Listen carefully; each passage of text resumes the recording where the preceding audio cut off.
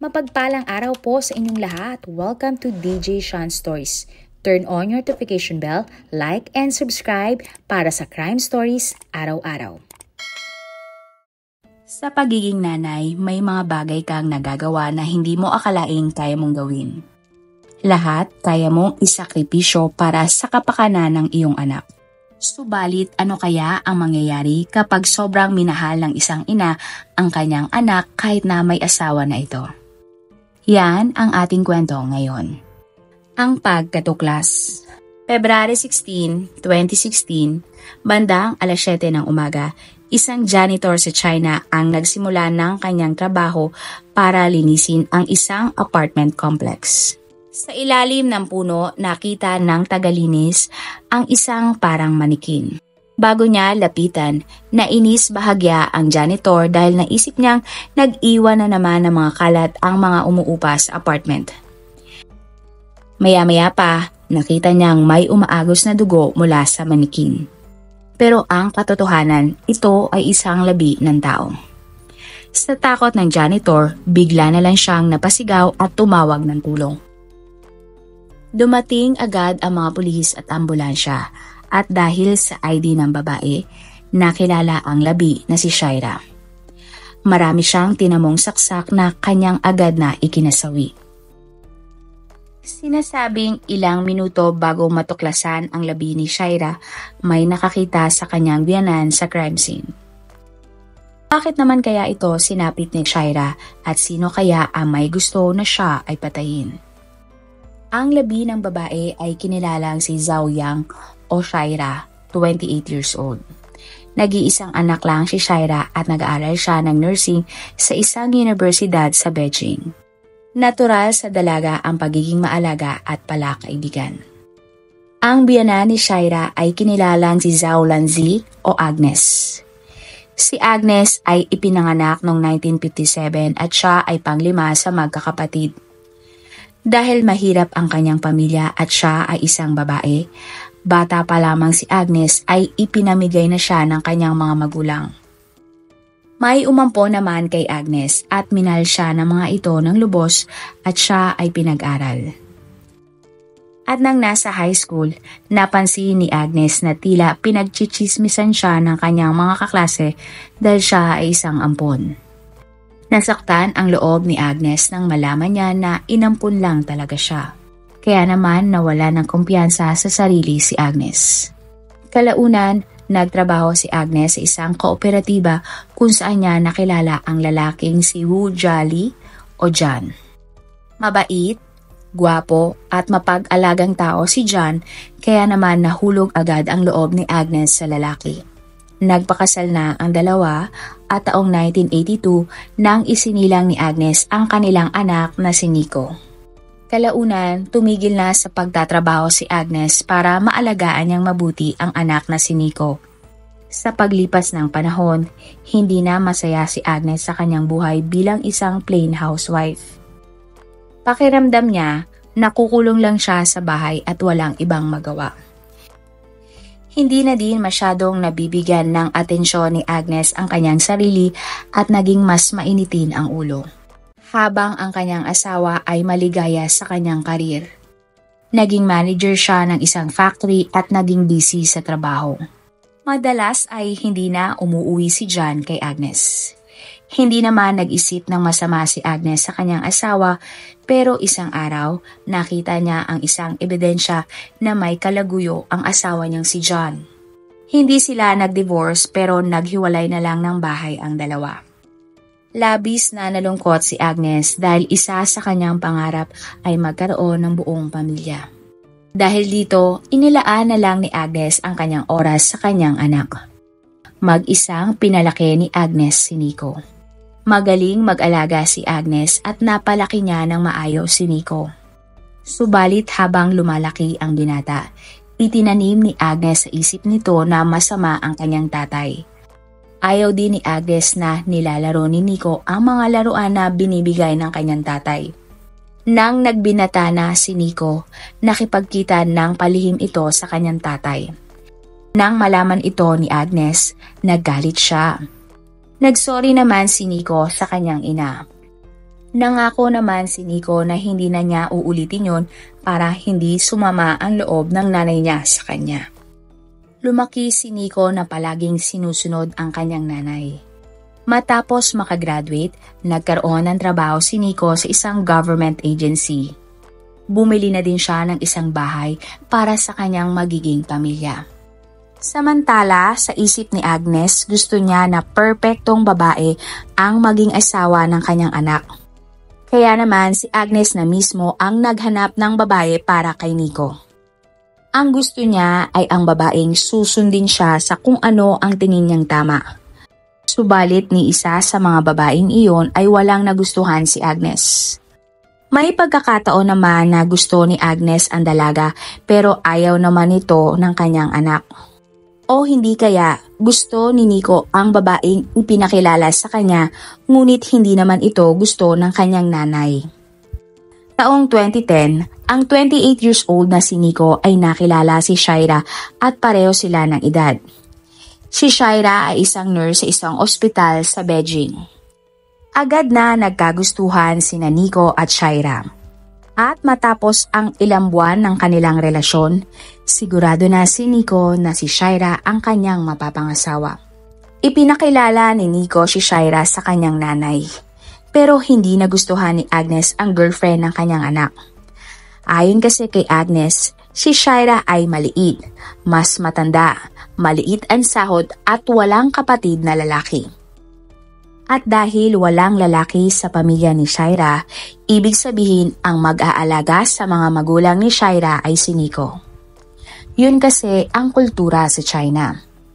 Subalit kahit ano pang sabihin ni Agnes ay walang pakialam ang kanyang anak na si Nico. Naniniwala ang binata na si Shaira ay mabait, sweet, matalino at maunawain. Ibang-iba sa ugali ng kanyang controlling na nanay. Masaya si Nico kapag kasama niya si Shaira at nagagawa niya kung anuman ang kanyang gustuhin. Samantala, hindi naman tumigil si Agnes sa pagtutol sa relasyon ng kanyang anak. Lagi niya itong sinasabihan na hiwalayan na si Shaira. Isang beses pa nga, inutusan ni Agnes ang kanyang anak na tawagan ang kanyang girlfriend para sabihin na makikipaghiwalay na siya. Pero hindi sumunod si Nico sa utos ng kanyang nanay. Kaya nagpanggap si Agnes na masama ang loob at may sakit. At para tumigil na si Agnes sa pangungulit, nagsinungaling na lang si Nico na hiniwalayan na niya si Shaira. Ginawa niya ito para hindi na lumaki pa ang gulo. Sa kabilang banda, masaya naman ang tatay ni Nico nang makilala si Shaira at sinabi niya na ang gagastusin sa kasal ng dalawa ay kanyang sasagutin. Sa huli, walang nagawa si Agnes at ng taong 2011, nagpakasal ng tuluyan sina Nico at Shaira. Pero hindi pa rin maalis sa isip ni Agnes kung paano niya kakayanin na maiwan na lang mag-isa kapag bumukod na ang nag-iisang anak. Naniniwala kasi si Agnes na si Nico lang ang pag-asa niya sa buhay. Lalo na't inabando na siya ng sarili niyang mga magulang at niloko pa siya ng kanyang asawa.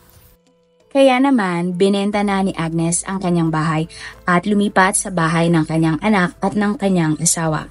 Hindi naman na nakaalma pa ang mag-asawa at tinanggap na lang si Agnes sa kanilang bahay. Matapos lumipat ni Agnes, halos araw-araw niyang kinukutya ang kanyang manugang na babae. Kapag wala si Nico, pinupuna ni Agnes ang mga ginagawa ni Shaira. Sinasabi ni Agnes kay Shaira na hindi ito masarap magluto at madalas na magsayang lang ng kuryente. May ilang pagkakataon din na pumapasok si Agnes sa kwarto ng mag-asawa nang wala man lang pasabi o hindi man lang kumakatok. Kaya naman naramdaman ni Nico at Shaira na hindi sila komportable. Ilang beses nang pinagsabihan ni Nico ang kanyang nanay, subalit hindi naman ito nakikinig. February 2012, ipinanganak ni Shaira ang panganay nila ni Nico na isang lalaki. Masaya si Agnes nang makita niya ang kanyang apo. Matapos ang ilang buwan, bumalik na sa trabaho si Shaira at ang nag-aalaga ng kanyang anak ay si Agnes. Bilang pasasalamat sa kanyang biyanan, binibilhan ni Shaira si Agnes ng mga damit, makeup, pero hindi minsan ay hindi nagpasalamat si Agnes sa kanyang manugang. Sa lahat ng masasamang salita na natatanggap ni Shaira mula sa kanyang biyanan, ni minsan ay hindi niya ito sinagot ng pabalang. Hindi rin niya pinagsasabihan si Agnes sa tuwing siya ay hindi tinatrato nito ng tama. Mabuting asawa naman si Nico kay Shaira. Tumutulong ito sa gawaing bahay kahit kauuwi lang sa trabaho o hindi kaya nag-aalaga sa kanilang anak. Hindi din niya nakakalimutan na i-date ang kanyang asawa at binibilhan ito ng mga regalo. Masasabing masaya ang relasyon ni Nico at Shaira. Subalit ang masayang pagsasama ng dalawa ay kinaiinggitan ni Agnes. Naramdaman niyang hindi na siya kabilang sa pamilya at madalas ay ang mag-asawa lang ang nagbabanding. Pero hindi naman ito totoo.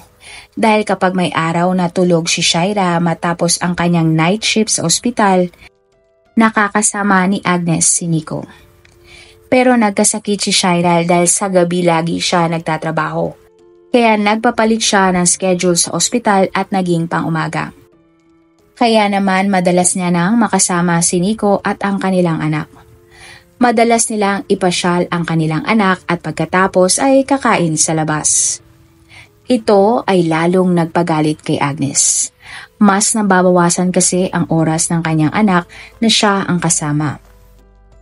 At hindi makakapayag si Agnes na ganun palagi ang sitwasyon, kaya gumawa na siya ng mga hakbang. Pumunta siya sa ospital kung saan nagtatrabaho si Shaira at kinausap ang supervisor nito para muli siyang ibalik sa night shift. Hindi naman pumayag ang supervisor at nalaman pa nga ito ng mga katrabaho ni Shaira. Nakarating na din sa mga magulang ni Shaira ang trato ni Agnes sa kanilang anak. Hinikayat nila ang kanilang anak na makipag-divorce na kay Nico o hindi kaya ay lumipat na lang ng bahay. Pinag-isipan muna ito na mag-asawa, subalit hindi sila nakapag-desisyon agad. Isang araw noong May 2012, hindi nakapasok ng trabaho si Shaira dahil siya ay may sakit. Hindi alam ni Agnes na nasa kwarto pala si Shaira ng mga oras na iyon. Bigla namang dumating si John, ang tatay ni Nico, para bisitahin ang kanyang apo. At nagpang-abot sina John at Agnes sa bahay, kaya nagsimula ang isang away.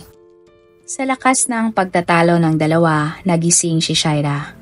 Narinig niya ang biyanan niyang lalaki na sinabing masamang tao si Agnes at ito ang pumatay sa babaeng nag-ampon sa kanya. Nagulat si Shaira sa narinig at nalaman tungkol sa kanyang biyanan. Kinabukasan, nakipagkita si Shaira sa kanyang mga magulang at sinabi ang kanyang narinig tungkol kay Agnes. Hindi naman nagulat ang nanay at tatay ni Shaira. Sinabi ng mga ito na alam nila ang bagay na iyon dahil bago pa man ikasal sila ni Nico, pinaimbestigahan na nila ang pamilya ng lalaki. Doon nga ay nalaman nila ang mga sabi-sabi na si Agnes ang may kinalaman at pumatay sa babaeng umampon sa kanya. Ayon sa mga kwento, tumira kay Agnes at John ang nanay ni Agnes. Hindi daw nagustuhan ni John ang nanay ni Agnes dahil mabaho ito at madumi. Kaya inilipat ni Agnes ng bahay ang kanyang nanay. Nagkasakit ang matanda kaya lalong naging mahirap para kay Agnes na magpabalik-balik sa dalawang bahay para asikasuhin ang kanyang asawa at alagaan ang taong umampon sa kanya. Dahil sa kanyang sitwasyon, naisip ni Agnes na mabigat na pasanin ang may sakit niyang nanay. Pinainom umano ni Agnes ang matanda ng isang gamot at kalaunan ay namatay ito. Gustong malaman ng mga kamag-anak ng nanay ni Agnes kung ano ang nangyari pero tumakas umano si Agnes na parang may tinatago. Doon na kumalat ang chismis na si Agnes talaga ang pumatay sa kanyang nanay. Pero dahil walang sapat na ebidensya, hindi nakasuhan si Agnes at nakalimutan na lang ng publiko ang nangyari. Dahil sa kanyang nalaman, mas lalong natakot si Shaira sa ugali ng kanyang biyanan. Kaya naman inaya niya si Nico na bumukod na sila ng bahay at hindi na kasama si Agnes. At kung hindi pumayag si Nico, tinakot niya ito na makikipaghiwalay. August 2015, gumastos na mag-asawa ng halos 3 million pesos para bumili ng apartment sa isang lumang residential area. Ang apartment complex ay may limitado lang na seguridad. Hindi na nakapili pa ng mas magandang tirahan ang mag-asawa dahil sa pagmamadali nilang makalipat at kulang na din ang kanilang pera. Nang malaman ni Agnes na lilipat ang kanyang anak, naramdaman na naman ni Agnes na inaabandon na naman siyang muli ng kanyang taong minamahal. Nagalit si Agnes sa anak na si Nico at sinumbatan ito na porket nagkaroon na siya ng sariling asawa ay iiwan na lang niya ang kanyang nanay na ganon-ganon na lang. Bukod doon, ininsulto din ng ginang ang kanyang anak. Tinakot niya si Nico na tatapusin niya ang sarili niyang buhay kung sakaling matutuloy ang kanilang paglipat. Nang mag-isa na si Agnes, madalas itong pumasyal sa isang parke. Doon ay kinakwento niya sa kanyang mga kaibigan na hindi niya gusto ang kanyang manugang na babae. At isang araw nga ay papatayin niya ito. Pinayuhan naman si Agnes ng kanyang mga kaibigan na maging mabait kay Shaira at ayusin ang kanilang relasyon. Sa kabilang banda naman, kinausap ni Nico si Shaira para imongkahi na wag nilang madaliin ang paglipat. Pumayag naman si Shaira at sinabi na iparenovate muna ang nabili nilang apartment. Gusto din ni Shaira na pakalmahin muna ni Nico ang kanyang nanay mula sa galit dahil sa plano nilang pag-alis. Ginawa ni Shaira ang lahat para iwasan si Agnes at nag-focus na lang sa pagtatrabaho. Hindi pa din nawawala ang pagkamuhi ni Agnes kay Shaira pero hindi na lang niya masyado nilait ang manugang para hindi lumayo ang loob ni Nico sa kanya. October 2015, muling nakipagkita si Agnes sa kanyang mga kaibigan sa parke. Muling inulit niya na gusto niya na talagang patayin si Shaira. Habang sila ay nag-uusap, narinig ng isang lalaki ang kanilang pinag-uusapan. Ang lalaki ay kinilalang si Zhao Ping o Pedro, 23 years old at walang trabaho. Doon na sinabi ni Pedro na kaya niyang gawin ang gusto ni Agnes. Ayon kay Pedro, lahat ay kaya niyang gawin basta kapalit ay malaking pera. Pagmumukain niyang aksidente lang ang lahat at walang makakaalam ng totoong nangyari. Nagustuhan naman ni Agnes ang plano ni Pedro at binigyan ito ng pera pambili ng mga bagay na kanyang kakailanganin. Nagkasundo ang dalawa sa halagang 1 million pesos. Binigay ni Agnes kay Pedro ang lahat ng impormasyon tungkol kay Shaira nang makagawa ang lalaki ng plano kung paano isasagawa ang krimen. Makalipas ang ilang buwan, tuluyan nang lumipat si Shaira at Nico sa binili nilang bahay kasama ang kanilang anak. Marami namang binuong plano si Pedro pero lahat ng ito ay hindi nagustuhan ni Agnes. Tingin kasi ni Agnes, lahat ng ginawang plano ni Pedro ay hindi nagmumukhang aksidente. Patapos na ang taon pero hindi pa din binibigyan ni Agnes si Pedro ng go signal para isagawa ang krimen. February 2016, nalaman ni Agnes na nagbakasyon pala sa ibang bansa sina Shaira at Nico kasama ang kanilang anak. Nakita pa mismo ng ginang ang masasayang larawan ng mag-asawa. Kaya naman mas lalong nagselos at nagalit si Agnes at inisip na tuluyan nang kinuha ni Shaira ang kanyang anak mula sa kanya. Kaya naman sinabihan na ni Agnes si Pedro na maghanda para isagawa ang krimen. Ang pangyayari. February 16, 2016, bandang alas 6 ng umaga, pumunta si Agnes at Pedro sa tapat ng apartment complex ni Shaira at Nico. Inabangan nila noon si Shaira na lumabas papasok ng trabaho. Maya-maya pa, namataan na nila si Shaira at tahimik na nilapitan ni Agnes ang kanyang manugang. Dinala ni Agnes si Shaira sa isang gilid na may malapit sa puno. Sa likod ng puno ay nagtatago pala si Pedro. Makalipas ang ilang minuto, lumabas na sa pagtatago si Pedro at pinagsasasaksak si Shaira. Para naman siguraduhin na patay na talaga ang kanyang magulang, muling sinaksak ni Agnes si Shaira. Nahulog si Shaira sa sahig at tuluyang binawian ng buhay. Agad na tumakas si Pedro. At si Agnes naman ay sinigurado na wala siyang bakas ng dugo at umakyat pa sa apartment para bisitahin ang kanyang apo. Mabilis na kumalat ang pangyayari matapos madiskubri nga ng janitor ang labi ni Shaira. Dumating ang mga pulis at ipinaalam kay Nico ang nangyari. Labis na nagulat si Nico nooy nasa loob ng bahay at kausap ang kanyang nanay. Hindi niya akalain na mangyayari yon sa kanyang asawa na kalalabas pa lamang mula sa kanilang bahay. Sobra na ding nalungkot si Nico dahil wala nang ina ang kanyang musmos pa lang na anak. Sa kabilang banda, mapapansin si Agnes na kalmado sa gitna ng kaguluhan. Ang investigasyon. Sa pagsasaliksik ng mga pulis, may mga nakausap silang witness na may nakitang isang lalaki na tila tumatakas bago madiskubri ang krimen. Meron ding isang witness na nakakita kay Agnes kasama ang lalaking tumatakas at kausap pa ito ng ginang. Itinago muna ng mga pulis kay Nico at Agnes ang kanilang nalaman. Makalipas ang ilang oras, dinala na si Nico at Agnes sa police station para questionin. Kinompronta ng mga pulis si Agnes tungkol sa sinasabi ng mga witness na isang ebidensya ang nakita nila na siya ay sangkot sa krimen. Doon na inamin ni Agnes na alam niya kung nasaan ang suspect na si Pedro. At nang gabi din na iyon, nadakip ng mga pulis si Pedro sa isang bus station. Inamin na din ni Agnes sa mga pulis na siya ang mastermind sa pagpatay kay Shaira. Dagdag pa niya, sinaksak niya din si Shaira para makasigurado na patay na ito. Ayon kay Agnes, naawa siya sa kanyang anak na si Nico dahil nagawa niyang patayin ang asawa nito.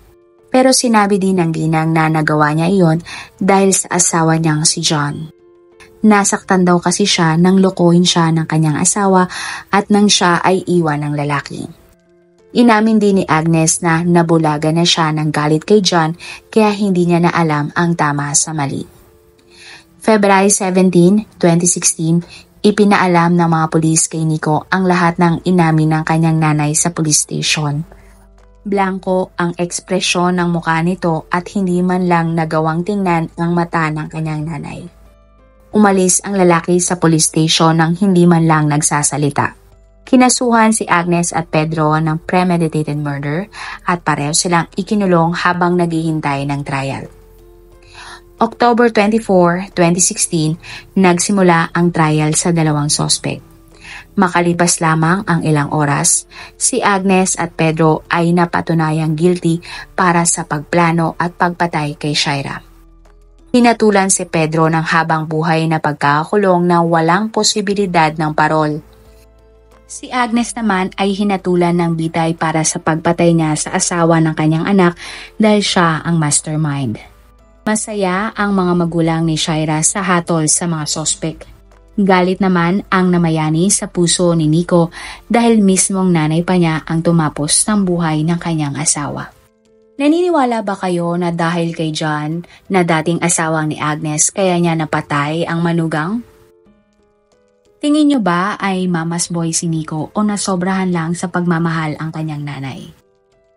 Sa mga ganitong sitwasyon, ano kaya ang pwedeng gawin para hindi mangyari ang naging alitan ng manugang at biyanan? Baka meron kayong ipapayo sa ating mga manonood tungkol sa mga ganitong kwento sa buhay. I-comment nyo lang yan sa ating comment section.